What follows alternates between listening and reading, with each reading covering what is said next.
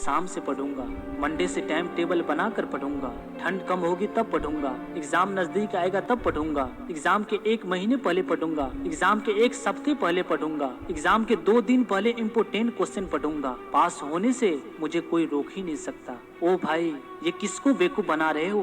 अपने आप को या अपने माँ बाप को? तुम्हारे माँ बाप ने सिर्फ एक काम दिया है, एक जिम्मेदारी दे रखा है, वो है पढ़ाई करना, लेकिन तुमसे वो भी नहीं हो पा रहा है। सुबह होते ही तुम्हारा टारगेट होता है आज 1 GB डाटा खत्म करना है, आज 1.5 GB डाटा खत्म करना है, आज 2 GB डाटा खत्म करना है। अभी 15 के हो गए हो, 20 के हो जाओगे, 20 के हो गए हो, 25 के हो जाओगे, 25 के हो गए हो, 35 के हो जाओगे, 35 के हो गए हो और एक दिन 50 के हो जाओगे। कुछ नहीं बदलने वाला। अगर तुम्हारी जिंदगी में कोई सपना है, कोई लक्ष्य है और उसके लिए तुम सच में पढ़ना चाहते हो तो सिर्फ 2 मिनट इस कहानी को सुनो। इसे सुनने बाद अभी से ही 10 से 10 घंटे पढ़ना शुरू कर दोगे। एक 18 साल का लड़का था, वो अपने माँ बाप की बहुत रिस्पेक्ट करता था, उनकी हर एक बात मानता था। उस बंदे की सिर्फ एक ही सपना था, अपने माँ बाप को खूबसूरत सी जिंदगी देना। लेकिन उस बंदे की एक बुरी आदत थी कि वो अपने कामों को टालता बहुत था। आज की कामों को कल करूंगा, लेकिन इस वादों को कभी पूरा नहीं कर पाता था। पूरे दिन मोबाइल चलाता रहता था,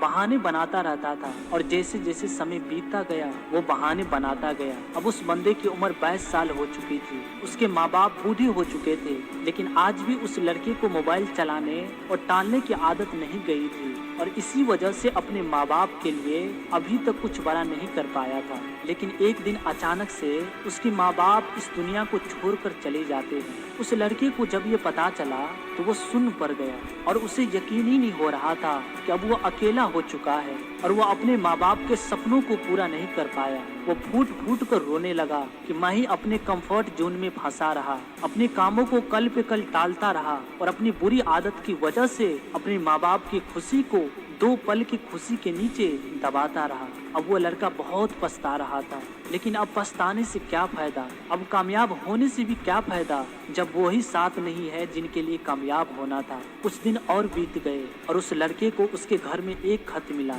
जिसमें उसकी माँ बाप ने लिखा था कि बेटा, हमें तुम पर हमेशा गर्व रहेगा, हमें तुम पर पूरा भरोसा है कि तुम एक दिन जरूर कामयाब होंगे। लेकिन ये खत जब तक तुम्हें मिलेगा तब तक शायद हम इस दुनिया में होंगे या नहीं होंगे, लेकिन हमारा सिर्फ एक ही सपना है, तुम्हें कामयाब होते हुए देखने का। चाहे हम इस दुनिया में रहे या न रहे, तुम कामयाब जरूर होना। और ये पढ़ने के बाद उसके पैरों तले जमीन खिसक गया और वो फूट फूट कर फिर से रोने लगा और खुद से वादा किया कि मैं अपने माँ बाप के सपने उनके जीते जी तो पूरा नहीं कर सका, लेकिन अब बस हुआ। अब बहाने नहीं और न ही डिस्ट्रैक्शन, सब कुछ छोड़कर अब वो लड़का खूब मेहनत करने लगा। और फिर कुछ साल बाद वो लड़का इतना सक्सेसफुल हो जाता है कि दुनिया भर में उसका नाम चलने लगता है और फिर अपने माँ बाप के तस्वीर के सामने जाकर कहता है कि मम्मी पापा, मैंने आपका सपना पूरा कर दिया, मैं एक सफल व्यक्ति बन गया। दोस्तों, कुछ लोग अपनी 2 पल की खुशी के लिए अपने माँ बाप के सपनों को